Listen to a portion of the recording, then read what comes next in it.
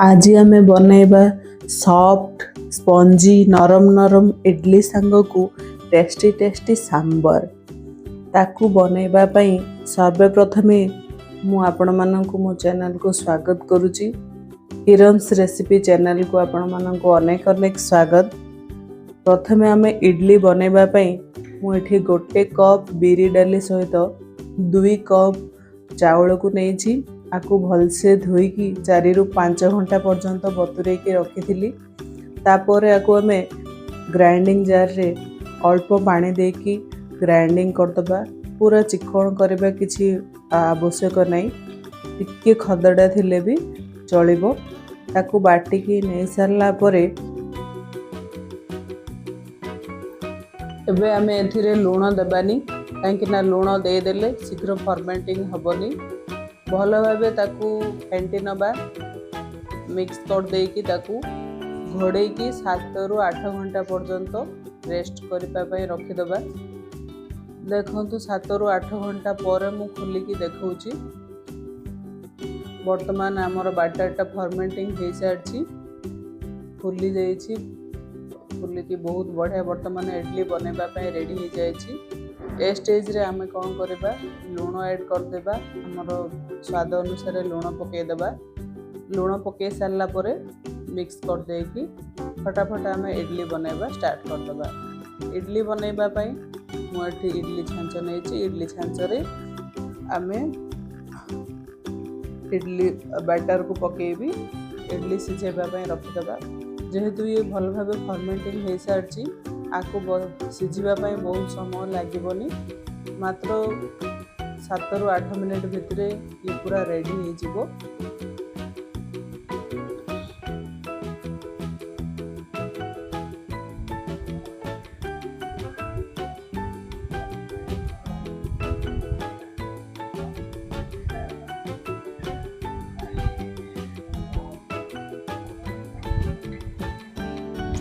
सिझी गला पर देखंतु हमर गोटे छुरी बा टूथपिन साहाय्य आपण एमती देखि पारिबे। भल भाबे सिझी जायछि, बहुत सुंदर फुलिछि भी। देखंतु बहुत नरम हेछि, सॉफ्ट हेछि आ पूरा व्हाइट हेछि।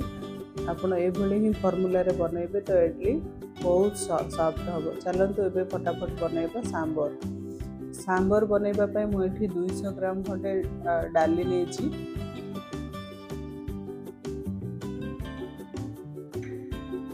को आमे अल्प पानी, अल्प 1 चामच हलदी गुंड नेछि। हलदी गुंड आउ लूण पकेकी जेमते आमे डाली बसौछे नॉर्मल, सेते प्रथमे आमे डाली को सिझे दबा। 3टी हुइसिल आसला पर्यंत आमे डाली को सिझे दबा। देखंतु ठंडा हे सारला परे काढी की देखौछि। एठी डाली बहुत भल से सिझी जायछि। पूरा डंकी साहाय्य रे आमे आउ टिके भल भाबे मैश कर दबा।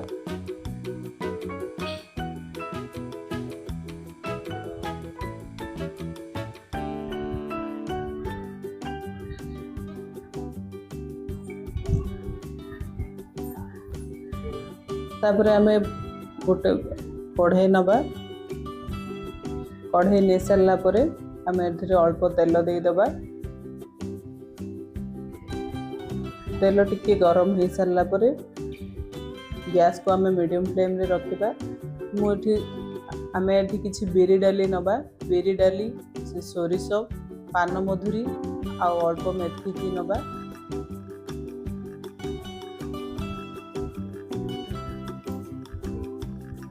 तीनोटी सुखिला लंका आउ किछि भुसुंगा पत्र नेछि। बहुत बढ़िया स्मेल और फ्लेवर आसी थाए।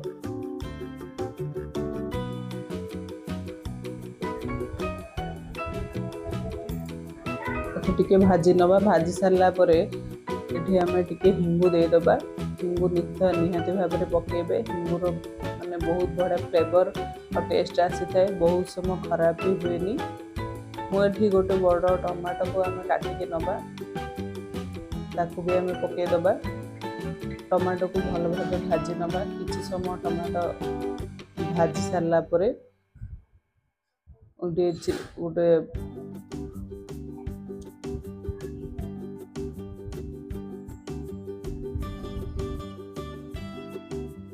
टिके अदा छेचिकी नहीं ताकू भी आम पकईदबा पकईकी भाजीदबा मुझे पियाज कि रसुण व्यवहार करनी आपण मैंने चाहिए करें मुझे लंका गुंड देछि आपण को राग अधिका दरकार हेले आपण अधिका दे पारे कहीं मु छुआ मानक बनाऊँगी मुझे किसी धनिया गुंड आ सांबर मसला को ये ऐड कर देछि मुझे परिबा भी किसी नहीं आपण मैंने चाहिए पकई पारे तापर तेंतुली पानी को जो रखी ताकू भी पकई देछि तापरे खट्टा मीठा फ्लेवर पाई बोली सांबर आसी थाए तापे मु गुड़ ये नहीं ये सब को भल से भाजी देला परे आमे जो सिझे की रखी थिले डाली ताकू आमे मिसई दबा एटी बहुत मते गाढ़ लगुची टिके मोटा लगुची तो एठी मु कोन करछि टिके गरम पानी नेछि गरम पानी नेकी मिसई देछि आमे पूर्वरु किछि लूण पकई थिले किंतु आमे पानी मिसेछि तो स्वाद अनुसार चाखी के आउ टिके लूण मुझे ऐड कर देछि आपण माने स्वाद अनुसार ऐड कर परिबे टिके फुटिबा पर्यंत आकु रखिदेबा तापर रेडी हो गला हमर सांबर मुझे प्लेन सांबर बनैछि आपण माने चाहिए आपण को मन पसंद परिबा एठी पकई पारिबे कहीं ना इडली संगे प्लेन सांबर ही भल लगे स्पेशली पिला मानन को बहुत भल लगे